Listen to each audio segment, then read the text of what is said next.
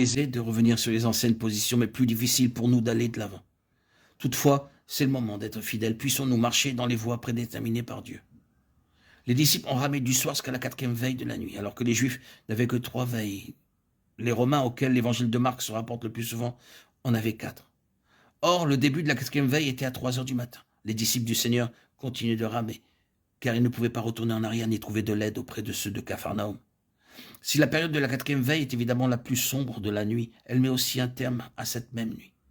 Or, c'est précisément à cette période que nous faisons référence. Je comprends très bien que nous ayons tous des tentations et des épreuves. De nos jours, les tentations sont si féroces qu'il est hors de question de condamner qui que ce soit. Cependant, le plus grand péril aujourd'hui, c'est de se refroidir un tant soit peu, de faire quelques compromis ou de faire une petite sieste, car nous sommes réellement fatigués. Au début, il y avait de la force pour tenir ferme, car l'amour nous pressait. Mais cette période intermédiaire dure depuis si longtemps et la lutte est devenue si difficile qu'il est facile de se refroidir. Combien de croyants que j'ai connus et qui autrefois étaient remplis de l'esprit et si braves dans la bataille se sont refroidis et sont revenus en arrière parce que le vent s'opposait tellement à eux. Un jour, un frère faisait remarquer qu'il voyait, après une quinzaine d'années de service, de moins en moins de personnes zélées dans l'œuvre du Seigneur. Il est bien plus difficile de vaincre le refroidissement de l'ardeur, le manque d'entière fidélité que n'importe quelle tentation. Vaincre le péché est une chose possible. Ne pas se refroidir après s'être lassé en naviguant sans cesse contre le vent est presque impossible. Si au commencement le Seigneur nous a contraints et nous a ordonné de marcher dans cette voie, si le Seigneur nous a commandé de traverser la mer pour atteindre l'autre rive, pouvons-nous cesser d'avancer?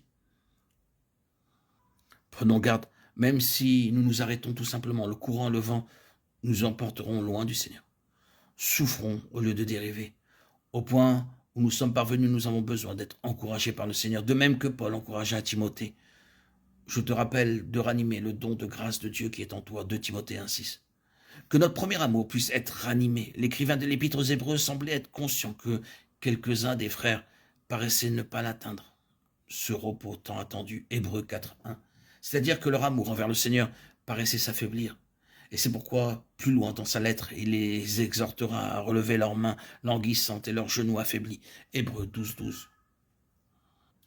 Le succès et le secret du succès selon Dieu, c'est de pouvoir persévérer jusqu'à la dernière demi-heure.